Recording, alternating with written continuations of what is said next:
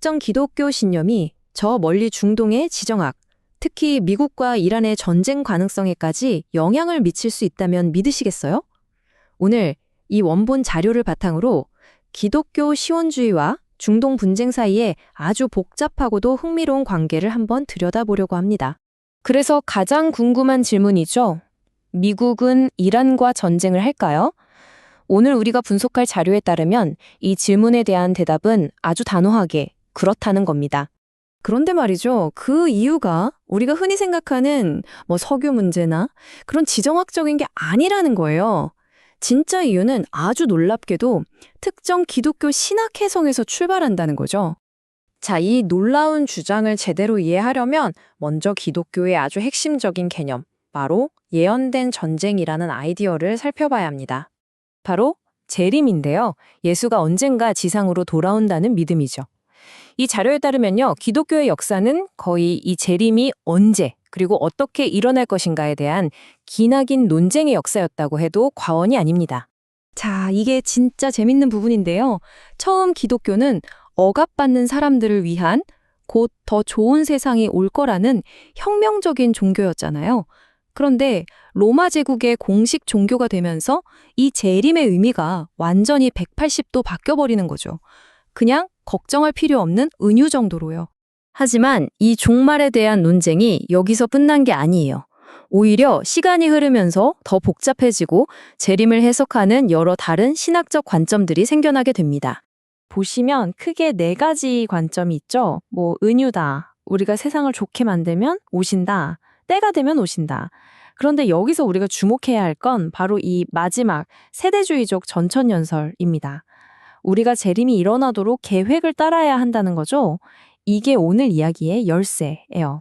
아니 근데 좀 이상하지 않으세요? 이 세대주의적 전천연설은 사실 기독교 전체로 보면 좀 특이한 소수 의견인데 어떻게 유독 미국에서는 이렇게까지 강력한 힘을 갖게 된 걸까요?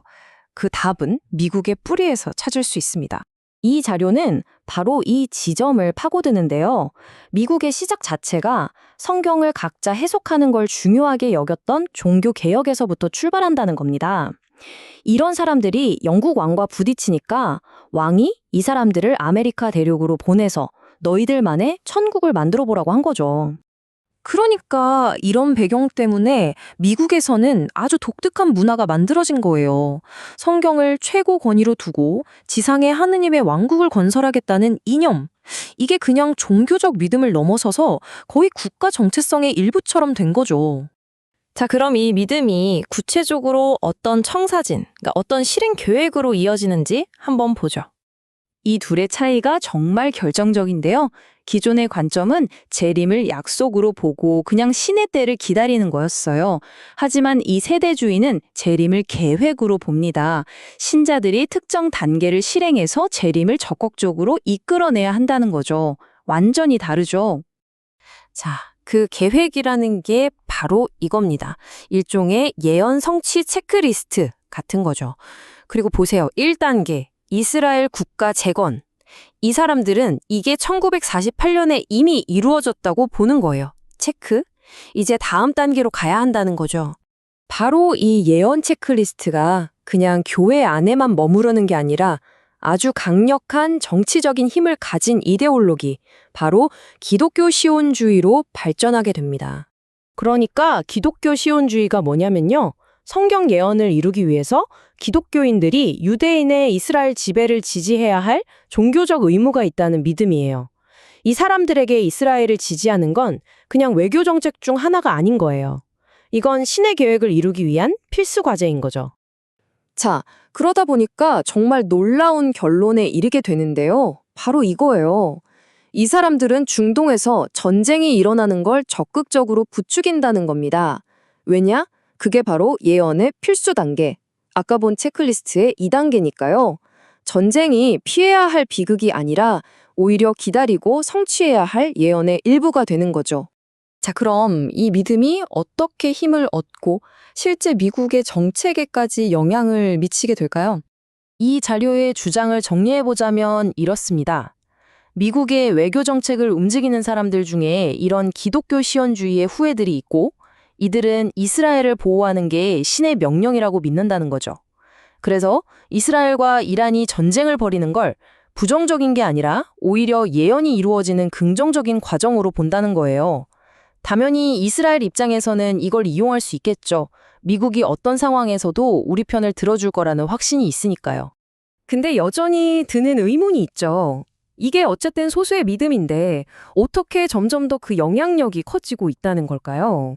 이 자료에서는 그 이유를 팍스 아메리카나 시대의 경제적 불평등과 절망감에서 찾습니다. 우리 시대를 로마 제국 말기랑 비교를 하는데요. 겉으로는 평화롭지만 그 안에서는 불평등이 엄청나게 커져서 사람들이 희망을 잃고 뭔가 세상을 확 뒤집어 버릴 급진적인 대안을 찾게 된다는 거예요. 이게 마치 더 나은 세상으로 가는 공짜 복권 같다는 거죠. 믿는데 돈 드는 것도 아니고 만약 당첨되면 그러니까 예언이 진짜 이루어지면 어마어마한 보상이 따르니까요. 지금 이 세상에 별 희망이 없다고 느끼는 사람들한테는 정말 솔깃한 이야기일 수밖에 없겠죠.